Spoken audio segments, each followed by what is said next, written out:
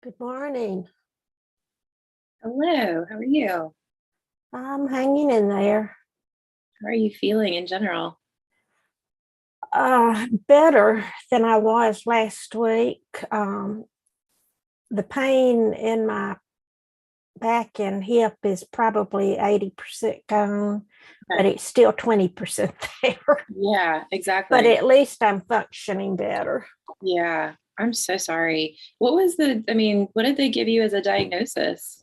Well, they're sending me to UAB Spine Clinic. Right now, they said some degenerative arthritis showed up in my lumbar spine. Gotcha. But that was just from my general practitioner, and she wants me to see a specialist. Gotcha. Good morning. Morning. Good morning. How's everybody? Good. Good. A little tired. Yeah, same. We hiked around Mount Rainier yesterday, so. Oh, fun. Your family has more adventures. I mean, it's like an hour and a half away, so how could we not go, Absolutely. I mean, isn't that why people move to the Pacific Northwest, is like for exactly that? Because when we buy one of those like annual national park passes, and we can go to like 3 of them within a couple hours. Yeah. It's the most beautiful part. Well, there are several beautiful parks in the country, but the Northwest is one of the main ones. I'm partial. That Columbia River Parkway, there's no more Yeah. beautiful place in the world. That is so pretty. I've never been. Y'all make me want to go. Oh my gosh, come visit. I would love that. I definitely will. We have a guest room. Done. Mess around if you want to. I will show up on your doorstep. Do it. I'm going to Southern California for the first time in a few weeks, so I'm excited about that. What part? I'll land in LA, and then I have friends a little bit north of LA and a little bit south of LA, and then in LA proper. So I'm going to be bouncing around a little bit.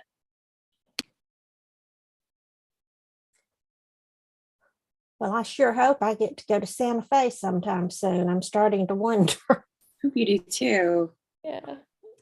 I love Santa Fe. Okay, just sent you a thing saying that you have to meet up. Hey, yes. Oh my gosh. Yes. Okay. I'm going to send you a message today and let you know. Camille and Kay, we're just going to go to dinner. All 3 of us. Let's go. I'll send y'all a message today and let you know when I'm going to be there. Done. I love having friends everywhere. Feel like Charlie Brown. All I got is a rock.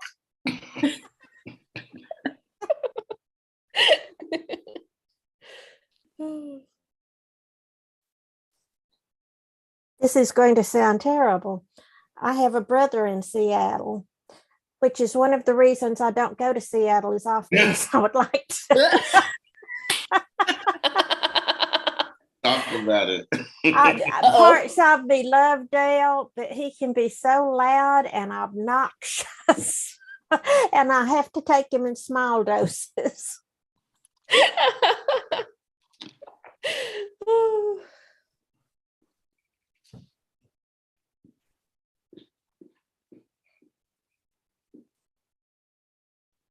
So we are like incredibly punctual today. Everyone is here. So I'm going to stop the share real quick. Are we good with Shelby says, did these women just try to leave me out of the SoCal meetup? Shelby, no, you're invited. Whatever we do, we're gonna do a big meetup. Yeah, I will see y'all in a few weeks for sure. Okay, so are we good with usual roles today? Everybody feel good about that? Awesome. All right, let me get all the technical stuff ready to go, and I will share our liturgy.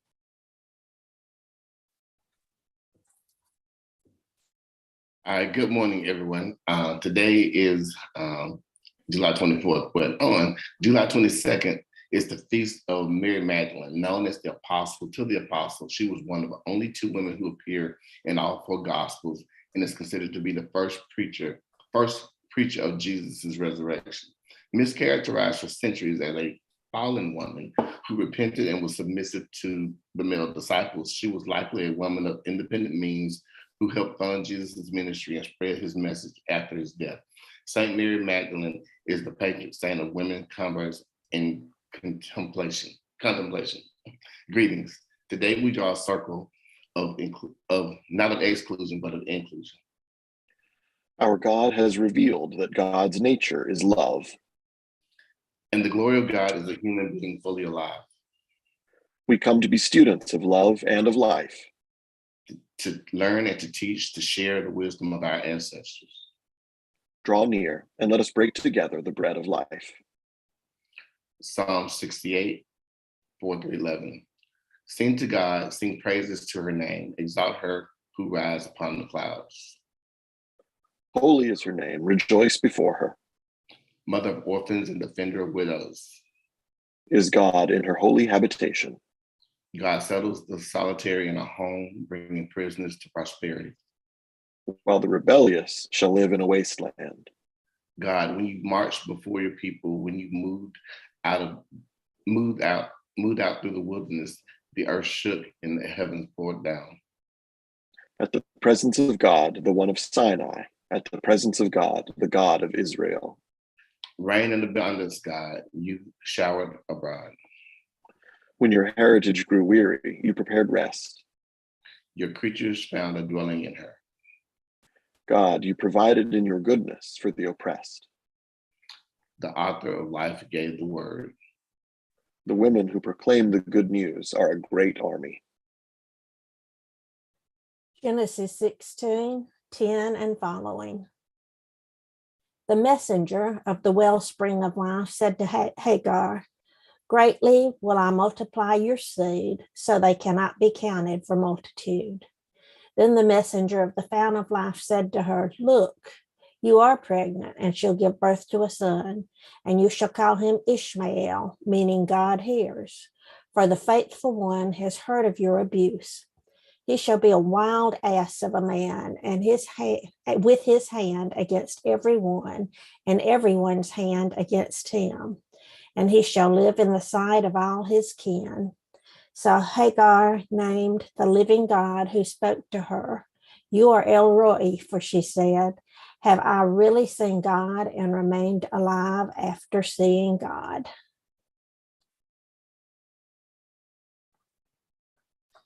John 21.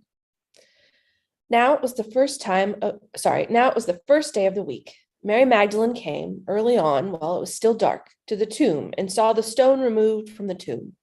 So she ran and went to Simon Peter and to the other disciple, the one whom Jesus loved, and said to them, "They have taken the Messiah out of the tomb, and we do not know where they have laid him."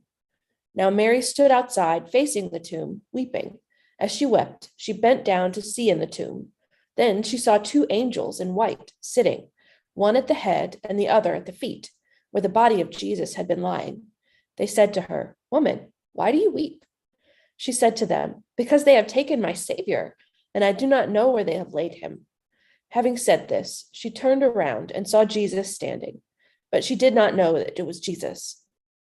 Jesus said to her, "Woman, why do you weep? For whom do you look?" Thinking that he was the gardener, she said to him, "Sir, if you have carried him away, tell me where you have laid him, and I will take him away." Jesus said to her, "Mary." She turned and said to him in Aramaic, "Rabboni," which means teacher. Jesus said to her, "Do not hold me, because I have not yet ascended to the Father. Rather, go to my brothers and say to them, I am ascending to my Abba and your Abba, to my God and your God." Mary Magdalene went and announced to the disciples, "I have seen the Savior." And she told them that he had said these things to her. May God bless the hearing of this word. Thanks be to God. Today's reflection is The Gardener by Mary Oliver. Have I lived enough? Have I loved enough? Have I considered right action enough? Have I come to any conclusion? Have I experienced happiness with sufficient gratitude? Have I endured loneliness with grace? I say this, or perhaps I'm just thinking it. Actually, I probably think it too much. Then I step out into the garden, where the gardener, who is said to be a simple man that's tending his children, the roses. Thank you all so much for getting us started with our liturgy this morning. If you are watching online, if you're watching us on Facebook or on YouTube, please leave us a like or a comment so that we can record your attendance today. We're going to go into a time of prayer. And as always, this is a time of communal prayer.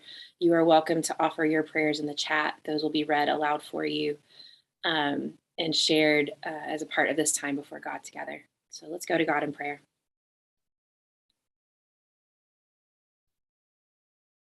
Loving and gracious God, we are a people seeking resurrection. We seek signs of rebirth around us when the world feels heavy, when things feel dark, when our own circumstances feel like too much to bear. God, we know that you show us signs of rebirth and resurrection all the time. We know that you communicate to us that you are making all things new, and in that we find our hope. God, we ask for healing and comfort for those whose hearts are heavy. We ask for relief from war and disease and pandemic. We ask for care for creation and relief from climate change that only seems to get worse by the day. God, our burdens are individual and collective, and we know that you give us time and space and community to hold them together, and that in those spaces you show up most clearly with a promise of new things. We ask that you hear the prayers of this community now, offering healing where healing is needed and comfort where comfort is needed.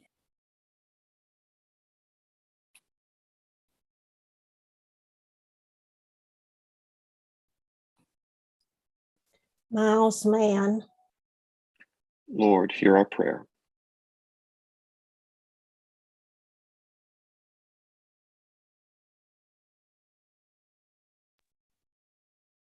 Lauren Sparks, Lord, hear our prayer. For those who've been affected by fires worldwide, Lord, hear our prayer. Robert Dawes, Lord, hear our prayer. Debbie Coleman and Teresa's mom, Lord, hear our prayer. For Kevin White as he recovers from COVID. Lord, hear our prayer.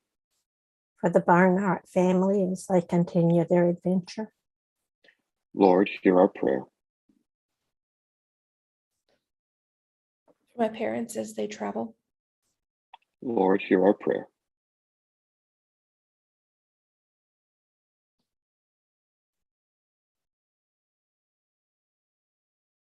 All those feeling the reality of the Roe versus Wade overturn. Lord, hear our prayer. Melanie Henningsen, Lord, hear our prayer.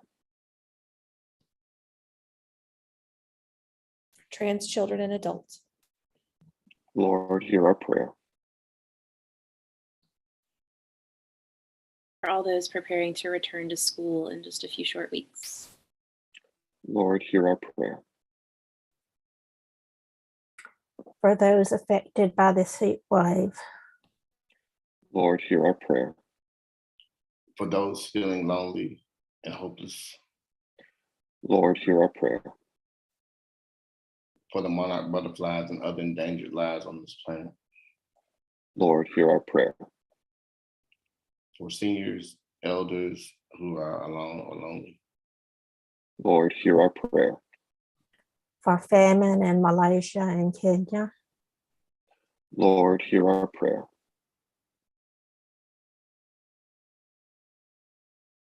For Ben. Lord, hear our prayer.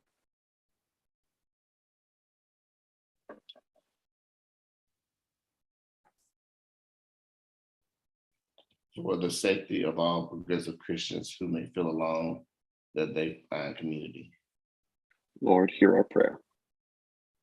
for Paula's continued healing, Lord, hear our prayer.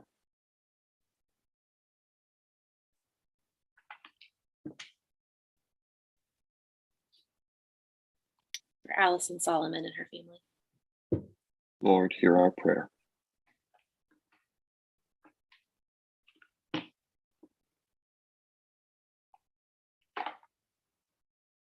For Rob's cousin Keisha and his uncles Mason and Merle. Lord, hear our prayer.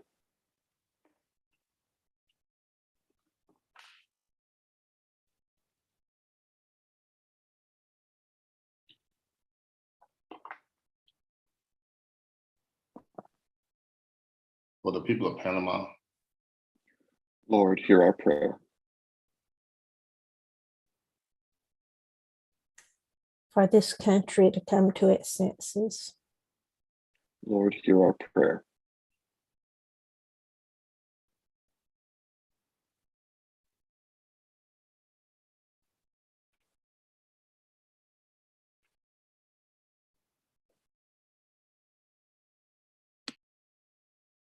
Loving God, we know that when we offer up our prayer requests and our praises, we don't tell you anything that you don't already know, but rather to ask you to join with us, evidence of your grace, your mercy, your love, and your ability to make all things new. Again, we ask for healing where healing is needed and comfort where comfort is needed. And help us to pray as Jesus taught us to pray, saying, Holy One, our Mother and Father, let your name be revered. Let your reign come.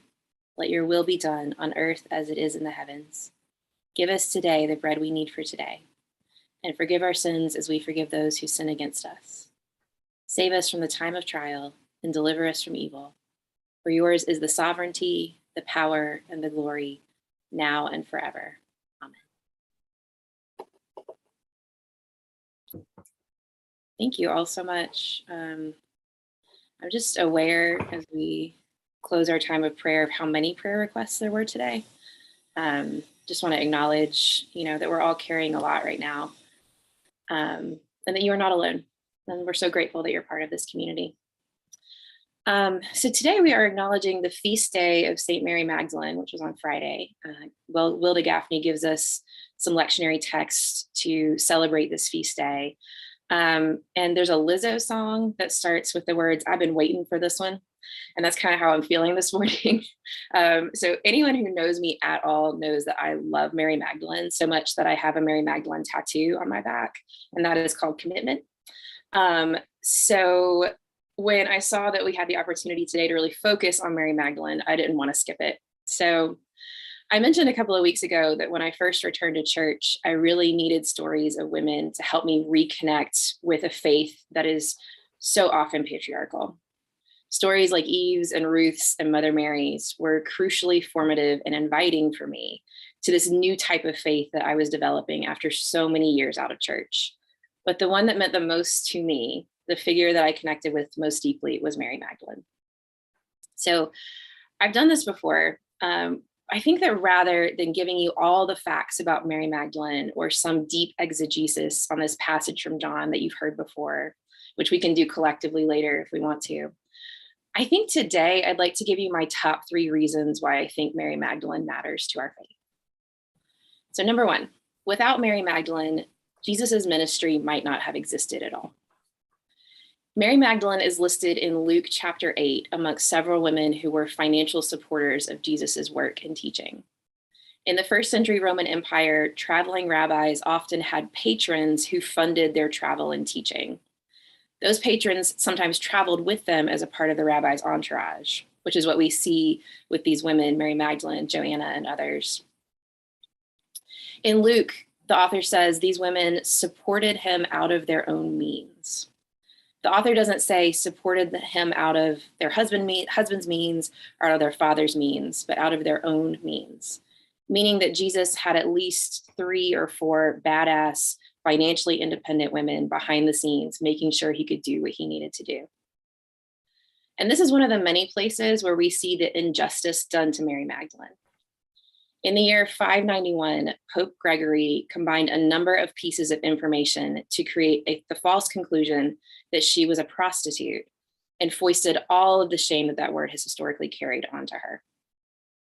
His logic was that there was no way a woman could have had money like that unless it was acquired through prostitution. Now, I want to say unequivocally that sex work is work and that there is no shame in pursuing one's livelihood in that way, especially given how often throughout history women have had limited options for supporting themselves.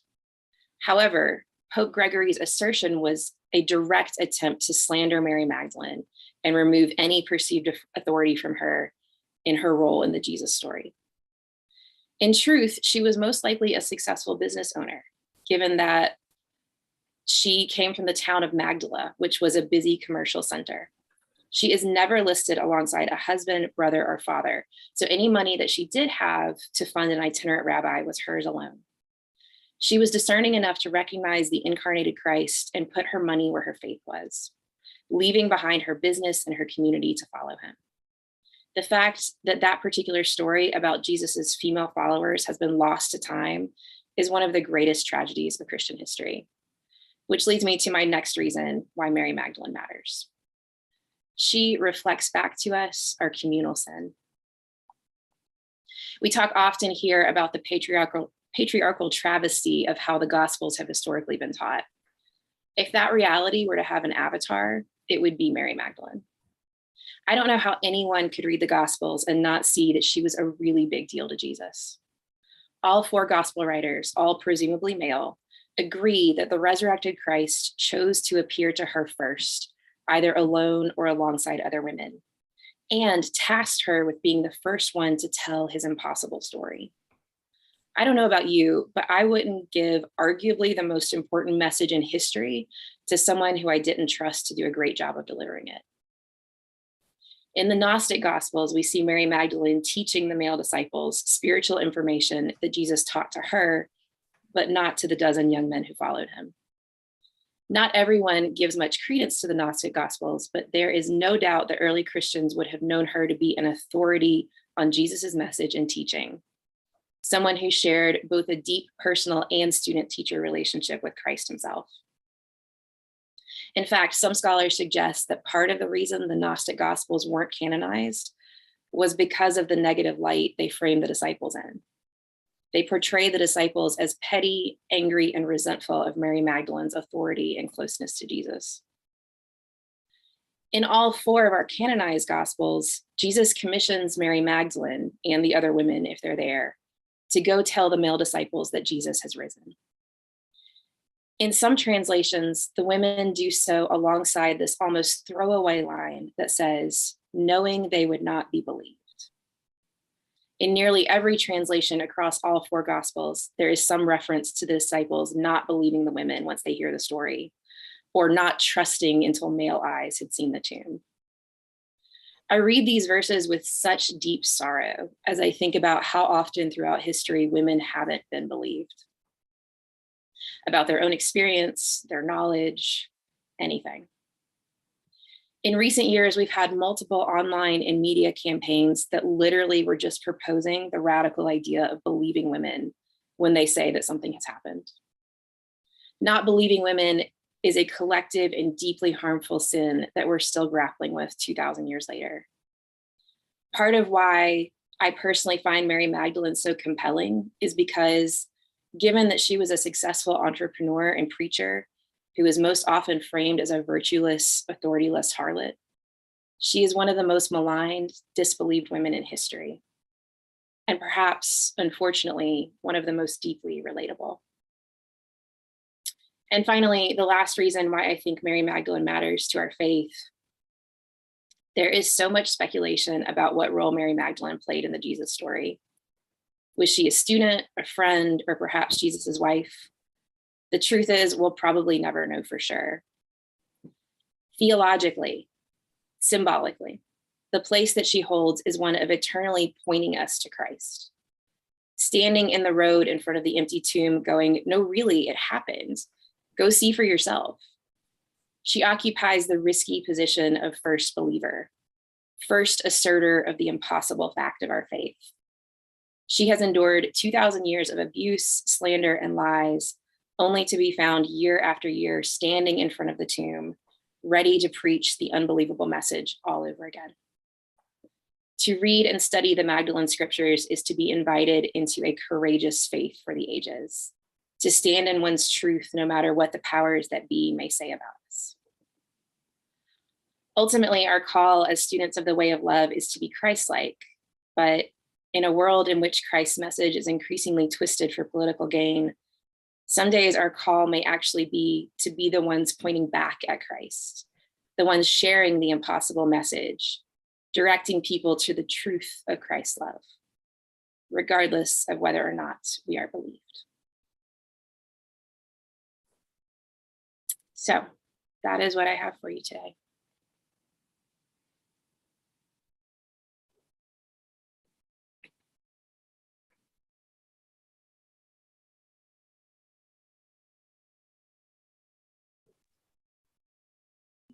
Okay, I'll start. This is just incredible because of the narrative that women have always had to live under. Like the fact that Mary Magdalene hung out with men and usually was unaccompanied by a chaperone. Somehow or another, she has to be a whore. And think about how we use that against women, not just in those times, but we're still doing it today, and it's really kind of sad. Tony, years ago, I was accepted in a Lilly Foundation grant to go with a group of 6 or 7 other clergy members to study something we had chosen. And I was the only female in the group. And we made one trip to Boston, was the first place we went. And the wife of the Baptist pastor found out that there was a woman traveling with them, and she made him drop out of the group. Because men are so vulnerable, like they need protection. Yeah. And women are so predatory. Well, women, it's this idea of women being dangerous. There's something about women, there's something about powerful women or a woman's presence in a room that's dangerous in some way. Funny thing was, he was about 15 years younger than me, so I don't think there was any chance anything was going to happen anyway. Maybe his wife knew some things you didn't. Sorry. I mean, I do think that there's always so much condescension that I've heard in the story of, Mary Magdalene being the one to come to the tomb. It's like, even the least of these or whatever, like it can pass along the most important message of ever, blah, blah, blah, but no, she was the one who showed up. We talked about this, I think, around Easter, but the disciples were hiding. So it shows how fearless she was to actually come out there and do the hard work, She's like, well, nobody else is going to do this. Yeah. And it also, it says something, I think, about talking about Mike Pence or whatever. It says something about the disciple community and their attitude towards women, that so many women were willing to just hang out with them, not, I guess, be afraid. Not feel threatened. Yeah. Rob? I mean, to build on that, I think the fact that there was not only Mary Magdalene, but, at least a handful of women of independent means supporting the ministry. It seems like from the get-go, like when Jesus starts cranking things up, these are the people who are like, we like this guy, we know this guy, right? And yes, this. And so I think that must tell us something about the magnitude of the contrast between what Jesus was doing and how he was doing it with what they were accustomed to, right? Yeah. I mean, however much of that has been sanitized for the benefit of a fragile male audience, because they had to get at least the basic plot right and be true to that. They couldn't hide everything. And that's a really important fact from the kickoff. The other one that jumps out at me is from that resurrection narrative. The fact that, and so in my mind's eye, like going back to being a kid, the reason she mistakes him for the gardener at first is, in my mind, is always because of the light. Like the light's going from the wrong angle. It's really early. He's silhouetted. Like, you're just not sure. And sorry, I always get emotional about this. She recognizes him when he says her name. That's all it takes. that is somebody you have a close relationship with, a close relationship, when you know the way they say your name. Yeah.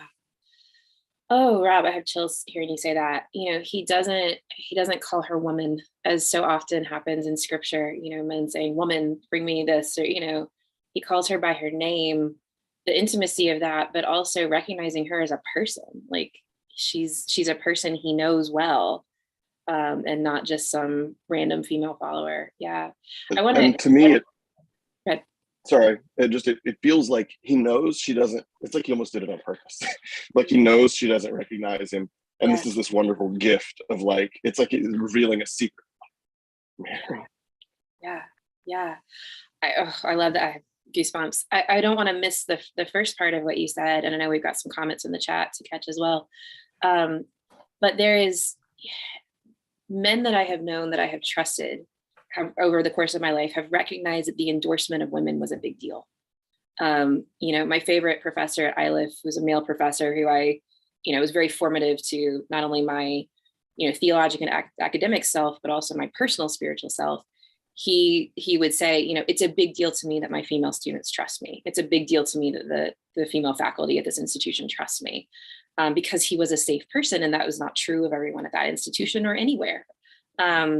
So the fact that Jesus had these loyal female followers backing him, I think says something about the person who Jesus was, around the campfire at night. Tony, I know we've got a lot of things to catch up on. Yeah, so I'm gonna put my piece in, then I'm gonna read the comments, and then we'll go to Paula. But like, even when you think about now the narrative of strong women, like when you think about being a woman badass, like you can't get no better than Mary Magdalene, for real. And so like when you think about, and I have several like strong female friends who can't find a man because the men can't deal with the fact that she's just not, oh, I'm just gonna do what you want me to do. You want me to hop on one leg and bark? Like nobody's trying to do that with them. And so like men have created the narrative that because this woman can't be controlled, that somehow she's dangerous or she's less than because she can't be controlled. And that extends from the patriarchy. We talk about all of the isms like racism, all that stems from patriarchy. Like all of that is what patriarchy does. And one thing that I've always said about patriarchal societies, especially ones that we live in, and more indicative of the European society that pretty much colonized the rest of the planet, is the fact that anything that they can't control, they will destroy. Whether they destroy it physically or they destroy it reputationally, like we do women who won't be controlled. Like that's the nature of the patriarchy. If you can't control it, you kill it. Mm-hmm. And that way it sends a message to the rest of them that, hey, you see what we did to this one. The patriarchy killed Jesus. He couldn't be controlled. So since he couldn't be controlled, we killed him. So you know what we'll do to the rest of you. Right. Absolutely. There's a bunch of comments. Let's catch some of these before we move on to other thoughts. So let's see here. Kay said, good point, Megan. Chris said, Mary Magdalene is an excellent example of the burden of women's unpaid emotional labor. Yes, and physical labor lots of times. Kay says, yes, Rob. Camille says, absolutely, Rob. Women backed Jesus because he treated them as equal. Be surprised how you can get people to go along with you when you don't treat them like crap. Kay says, that's so good. Shelby says, I'm over here doing the old Baptist school cry. Anyway. Shelby being serious. Jesus was such a good model for how relationships among all humans should work. Absolutely. Trust, love, and no judgment. That could save a lot of marriages. Like that right there could save a lot of marriages. Let's see. Kay said, so help this old reformer Baptist girl out. Was anyone else there at the time, or was Mary there alone? I can't remember.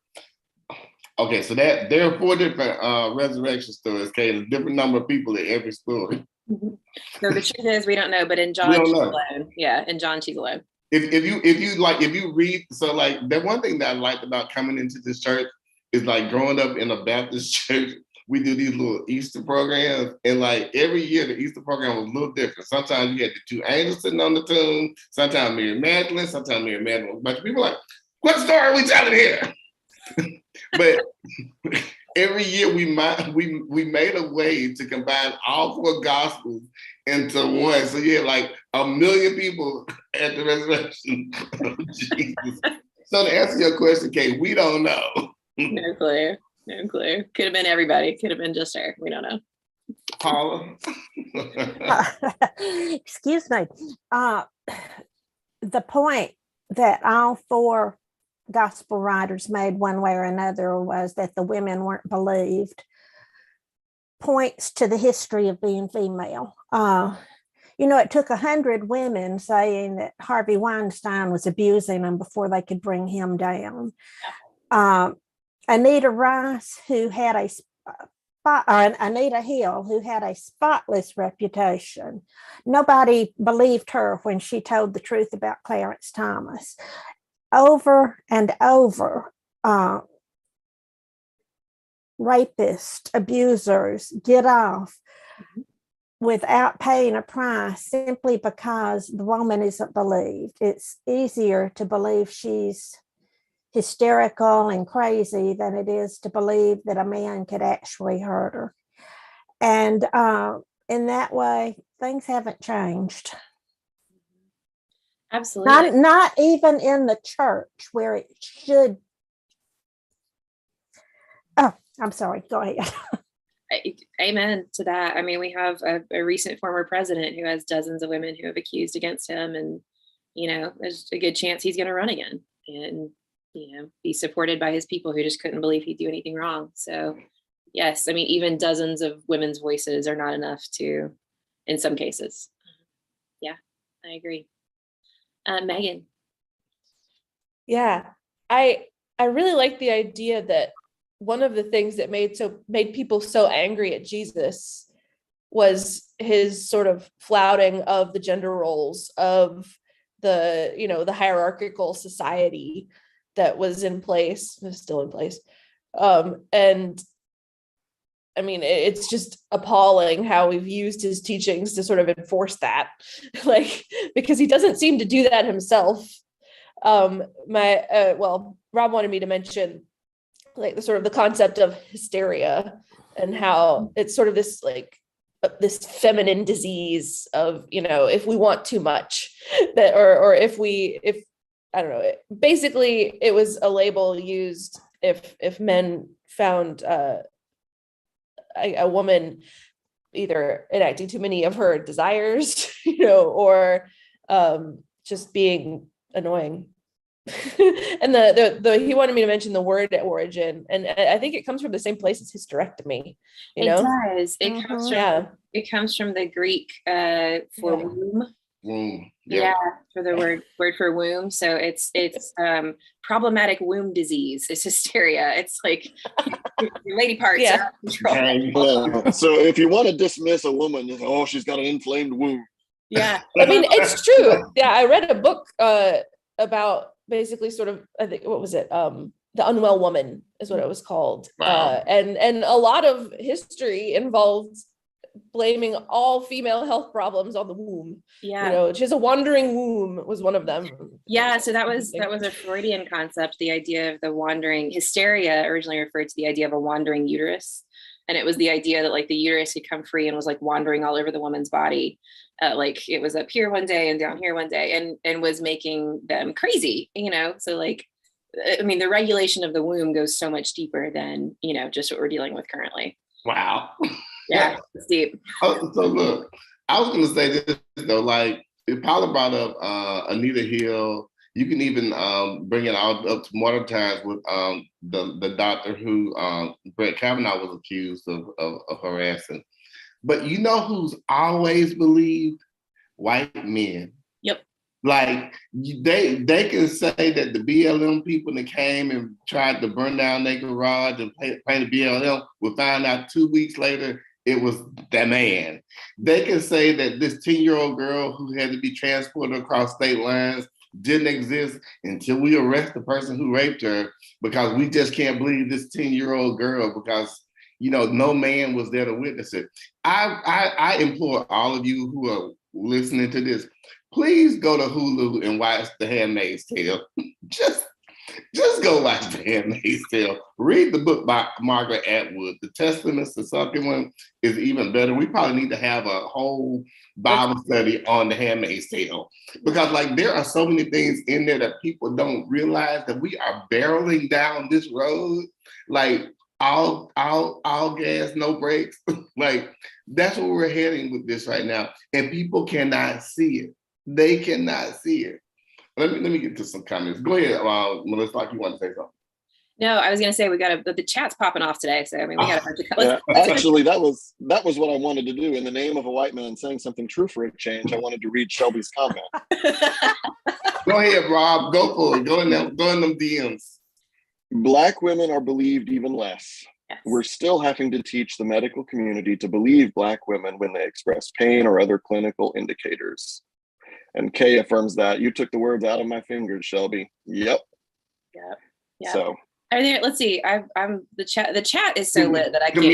Camille had another one. Camille said that the reference to witch trials. The only thing women were guilty of was being independent.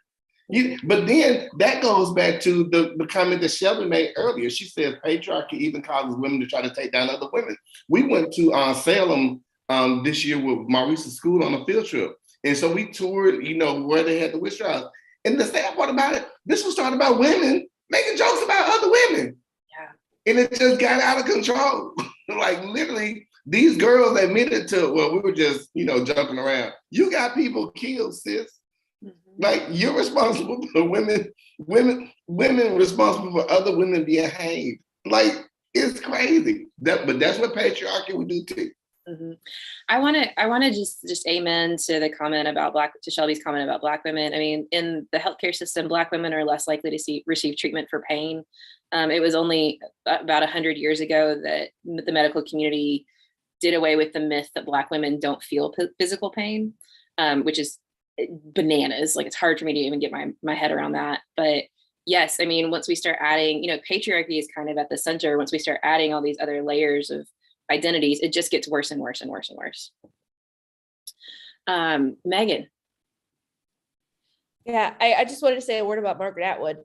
I think she's on the record saying that she did not write anything in that book that she wasn't aware of actually happening in the world at some point. I mean, obviously, the cloaks or whatever, but like we've talked about slavery and men putting their feet, warming their feet on their slaves.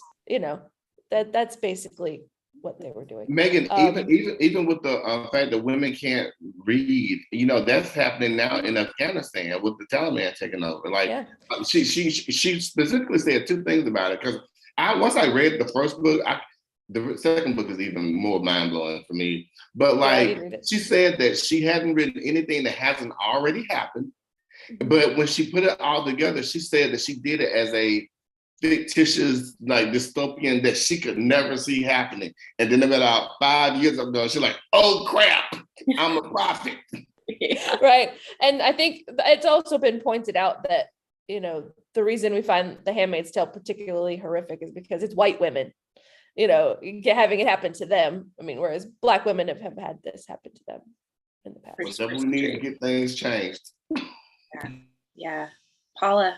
Going back to Margaret Atwood, if you have never read her poem, Half Hanged Mary, look it up when we're through. I'm going to read one little verse of it. It's a long poem, but Mary was hung for witchcraft.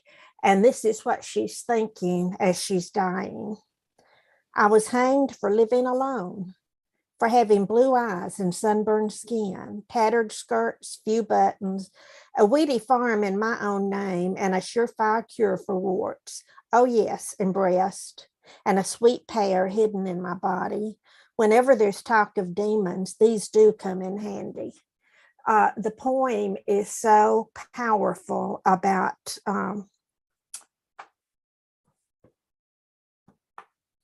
how the world has blamed women simply for being women for most of the problems. Hey, Paula, thank you so much for that. I don't know that poem, and I'm going to go look it up as soon as we get done. I was thinking about, because folks mentioned, the witch trials, and then, we've got today with the Me Too movement, and how women are so vilified in that movement. Like, this has recreated itself throughout history over and over and over again, like in the context of culture. Like we're always having witch trials, right? And that's kind of an overused term, but like women are always being vilified, attacked on some level in that way. Rob? I was just thinking about, like, if you could just state in a single proposition, right, what's different about Jesus's ministry with respect to women and the message that it sends socially and how people are being treated, and how that rebuts all of these stupid expectations and rules and oppression. Like, so here again, I'm going to use white male voice and pray that it's just something that people will believe for a change, because it came out of my stupid mouth. Women should be trusted and powerful. That's it. That's the post. Yeah. Mic drop. We're done here today. That's it. That's the post. So look, so my mom is actually watching too. She just texted me, and she was talking about, so my mom had me when she was really, really young. Like, my mom had me when she was 14. She turned 15 later on that year. She celebrates her 70th year of life this year in October. But being a young, pregnant teenage girl at a Baptist church, like, the tradition was for them to go and apologize before the church for getting pregnant. And she said, like, they never asked me to apologize. We just had this incident here a month ago where a well-known pastor just came out the closet talking about he has a 30-year-old son, regardless of the fact that his wife and he had been together for over 40 years. And this 30-year-old son just comes out. He didn't even apologize. He actually was more emboldened to say, this is my son. I'm going to legitimize him after 35 years of life. Whereas a woman has to apologize for the same action. Make it make sense.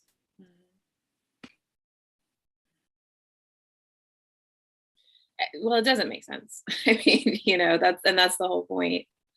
I feel like we've got some more comments.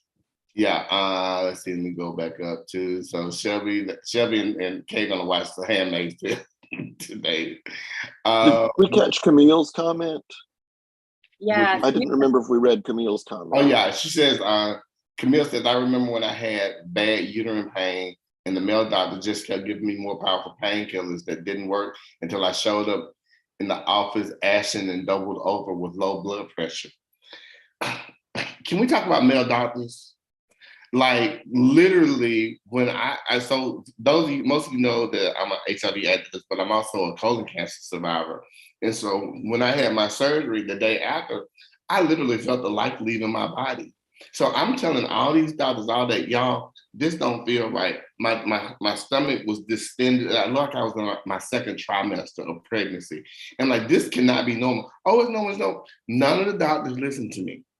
It took a hijab wearing Muslim woman to listen to me. She listened to me. She got one of those little portable sonograms, and she realized I had a bleeder. Had she not connected with my spirit? Because she looked at my eyes, she said, baby, you don't look well, what's wrong? And I looked at her, I'm like, I'm scared.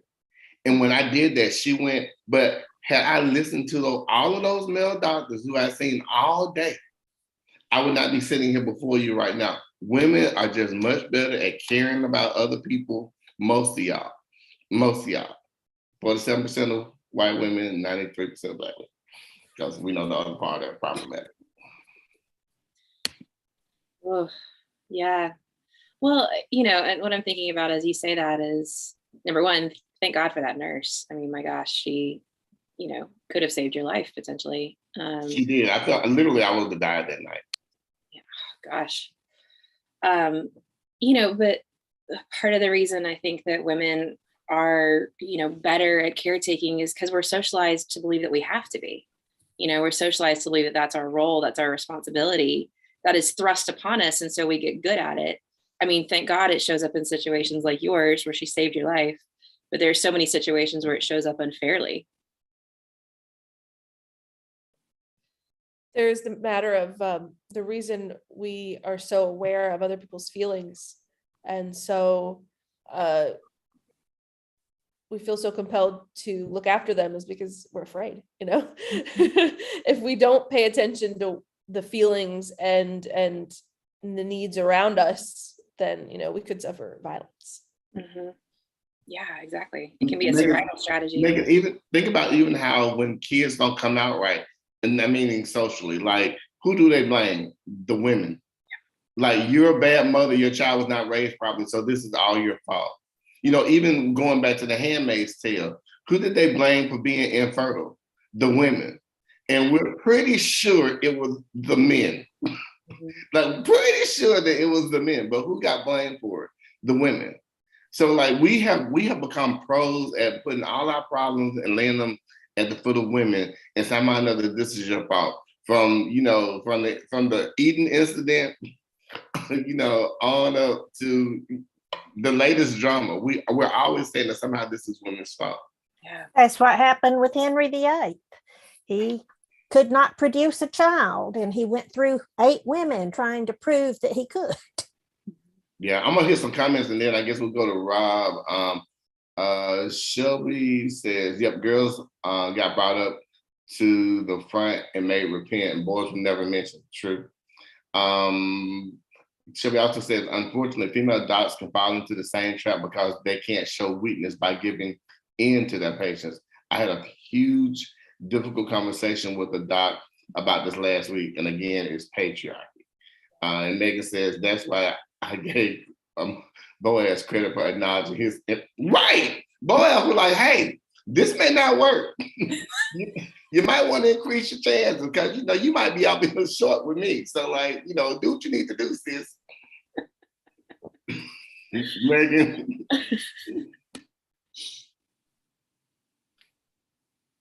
Megan, was that your comment? That's all you wanted to say? Yeah, that was me. Yeah, I mean, you know, historically, it's always the women that get blamed. I mean, they call Sarah barren. And, you know, Abraham was old too. Right. Pointing fingers. Rob. I just have this mental image of like the horde of men, you know, the patriarchy, holding a shovel and saying, well, we've decided to be jerks. So here, take this, you're gonna need it.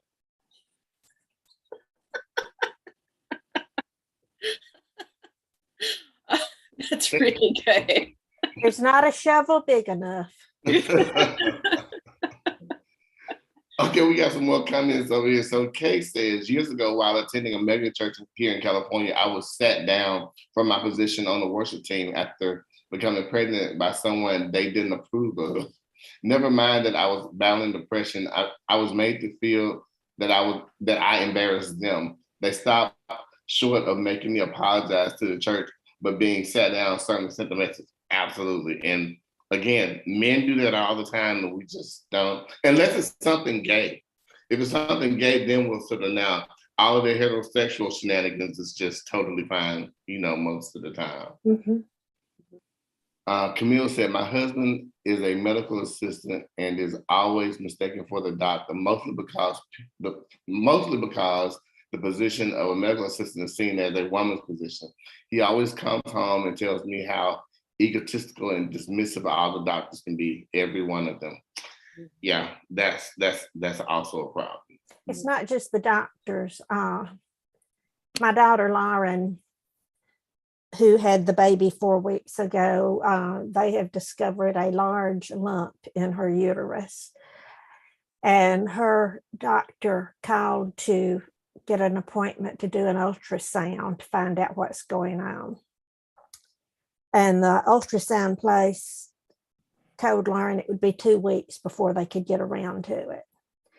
Lauren hung up and called them back. And instead of saying Lauren Sparks, she said, this is Dr. Lauren Jones Sparks, which she is a doctor, but she used that title. And immediately they scheduled her for Monday morning at 8 o'clock. So, you know, it was the person doing the scheduling, not the doctor, who was putting her on a higher plane simply because she had that title. And that's one of the reasons I refuse to be called Dr. Jones. I have a doctorate, but I get so tired of people using that as a power thing, especially in churches. So many pastors in churches, first of all, got mail order diplomas, and second, call themselves doctor simply because it means a bigger paycheck or more power in their congregation. And I'm sorry, that's not about women, but that's my soapbox today. But it is about patriarchal systems that value a certain level of authority and power and all these, distinctions. Yeah. Tony, go ahead. Paula, I cannot tell you how many of those mail-in doctors I hear all the time. Like, you're a reverend doctor, goody two shoes, and you can barely put together a coherent sentence. Get out of my face with that. Like, hey, I'm Reverend Dr. Most High Holy Paula Jones. Okay. Which we will all call you from now on. Please don't. Right. So I want to go back to some of the comments. And Shelby says Abraham was old too. Another T-shirt idea. Shelby, we're gonna talk about this. I have an idea about some T-shirts that would be like putting the thumb in the eye of a lot of these Christian folks. Seriously, that's in. Tell us your idea. So she has a T-shirt saying Abraham was old too. Like, that could be a great T-shirt. a feminist, like, throwing in your thumb in your eye T-shirt, like, like Mary Magdalene was the smartest disciple. Like, I would wear that one every day. Anyway, so let's see here. So per Paula incidentally saying the quiet part out loud, Henry VIII burned through wives because he didn't get a real child, a male heir. He had plenty of girls and bastards, but he didn't have a legitimate male heir, which this is also true. But it was the women's fault why he couldn't get a boy. So just let that be known. Kay says, keep in mind, I had no self-esteem, but was trying to live up to their better find your Boaz teaching and totally ignored the red flags I should have recognized. I needed help learning to value myself. Yes, because we teach girls at an early age that they're not good enough. And knowing God loved me. I didn't need to seek love from a man or anyone else. Talked about a missed opportunity. Took me years to get over that. Okay, I'm sorry you went through that. But again, that's the teaching of this cultish, like, Western Christianity. Like, it's always the woman's fault. Shelby says, that's very accurate, Camille. Ask your husband how the face of healthcare changed with the influx of male nurses who came over after the real estate market crashed. Awful. Male in doctors, that's Holland. Okay. Yeah, it's interesting about the thing that Shelby said about nursing. So, like, nursing was almost like a not necessarily a laughed at profession, but until more men got into it, it really wasn't taken seriously. Like, it was like the secretary to the doctor. Well, and my first degree was in elementary education back in 1975 when there were no male teachers. And all of a sudden, there were all these young guys showing up, majoring in elementary education. And you could take 10 people to apply for a job, and it never failed. If one of them was a man, they hired the man immediately. And it didn't matter the difference in the GPAs. It didn't matter the difference in resumes. The man got the job every time. Rob?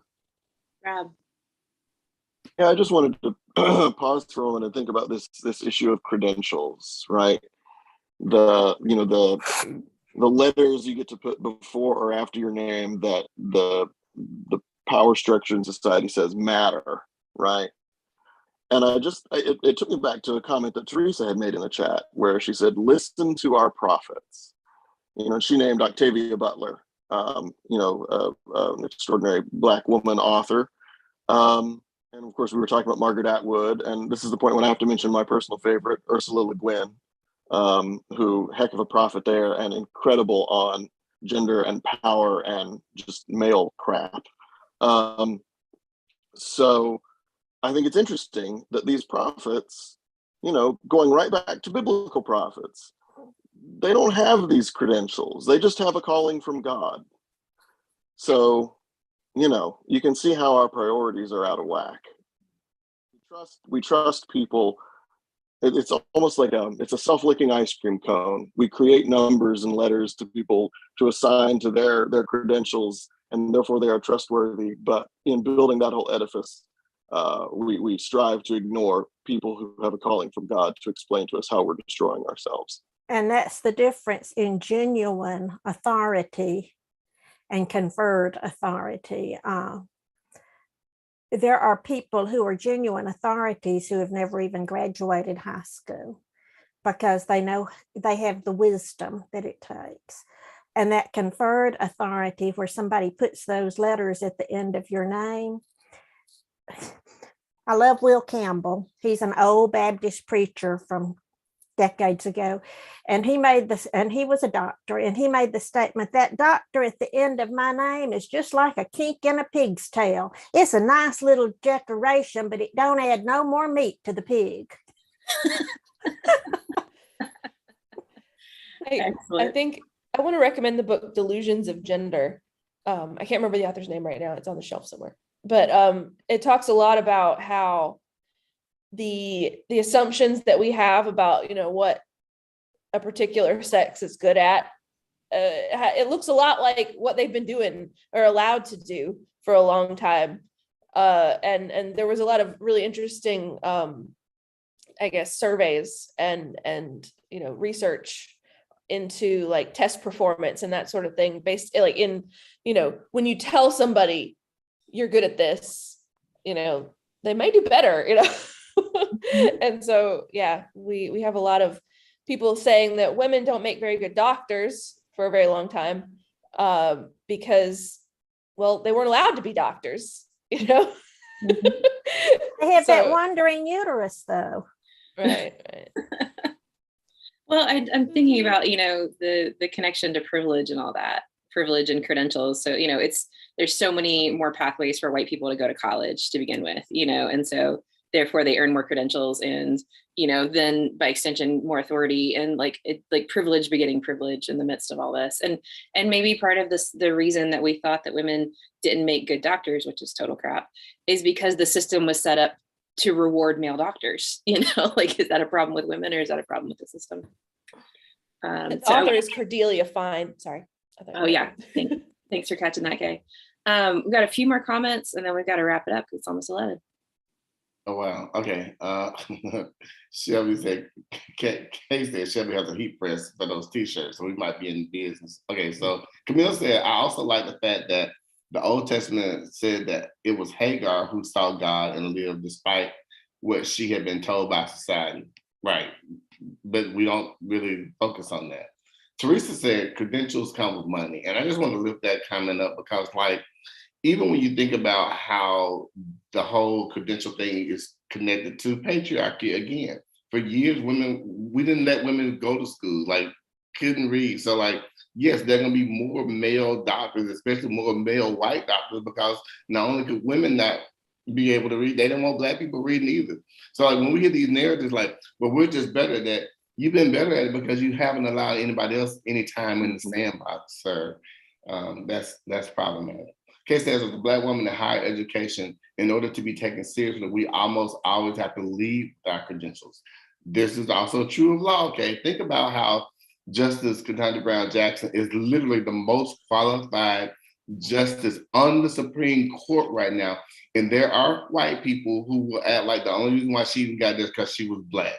That's what you're basing your analysis of this woman's entire career on, that she's only there because she's a Black woman, yet she's one of two people who've actually served in district courts, in the Supreme Court. It's amazing how that happens. Let's see. Delia Fine, we talked about that. Shelby said exactly, Megan. Every nurse who ever raised me up was brighter than the doctors and had to take a back seat. Yep.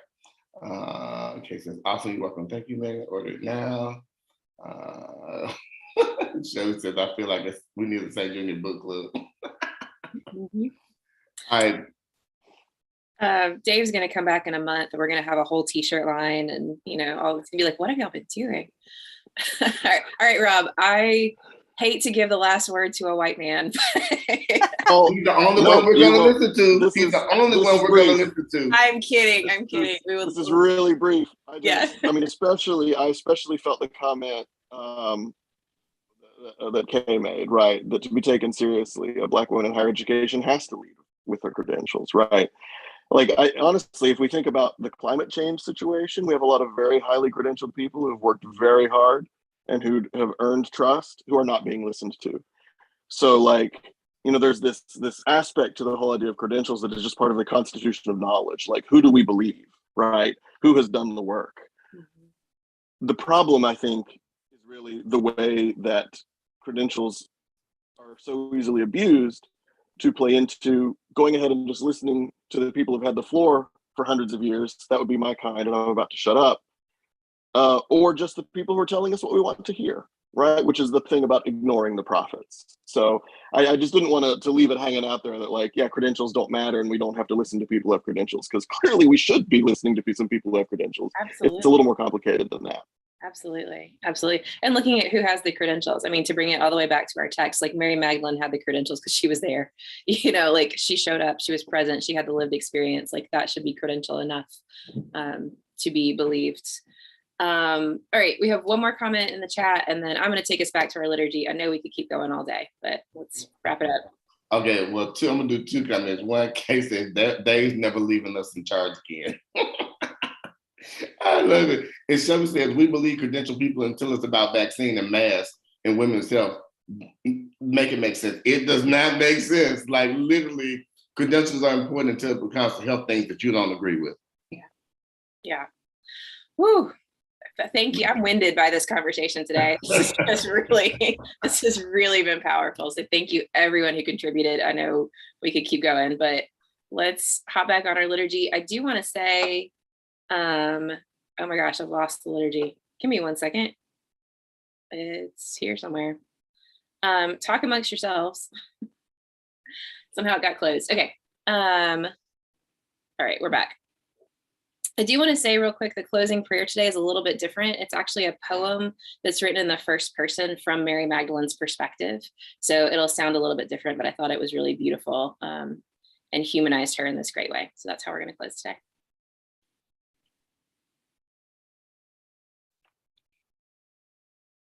Oh, okay, cool. Hang on, Go ahead. We need to hear this in a woman's voice. I agree. I agree. I'm happy to read it. Yeah, you chose it, right? Yeah, okay. I thank you. All right, our closing prayer is Mary Magdalene's Easter prayer by Rolhauser. I never suspected resurrection to be so painful, to leave me weeping, with joy to have met you, alive and smiling outside an empty tomb. With regret, not because I've lost you, but because I've lost you in how I had you. In understandable, touchable, kissable, clingable flesh, not as fully Lord, but as graspably human. I want to cling despite your protests, cling to your body, cling to your and my clingable humanity, cling to what we had, our past. But I know that if I cling, you cannot ascend, and I will be left clinging to your former self, unable to receive your present spirit. Amen. God is love. Nothing is wasted. All things shall be well. Go in peace. Thank you so much, everyone. I really appreciate all of you. Great message, Melissa. Thank you. I mean, the message is only as good as the discussion afterwards. So I appreciate all of you. I will not be here next week. I'll be out of town. And Rob is preaching. So excited. Kind of bummed I'm going to miss it. But please You'll do. probably have us all drinking Kool-Aid at the end of service. You know how it's time. There's gonna be a lot of Star Trek 5. Can't wait. Oh my gosh. I'm going to watch the replay for sure. So please join us next week for that. Don't drink the Kool-Aid. And I will stop the stream. And if you're on the Zoom, stay with us.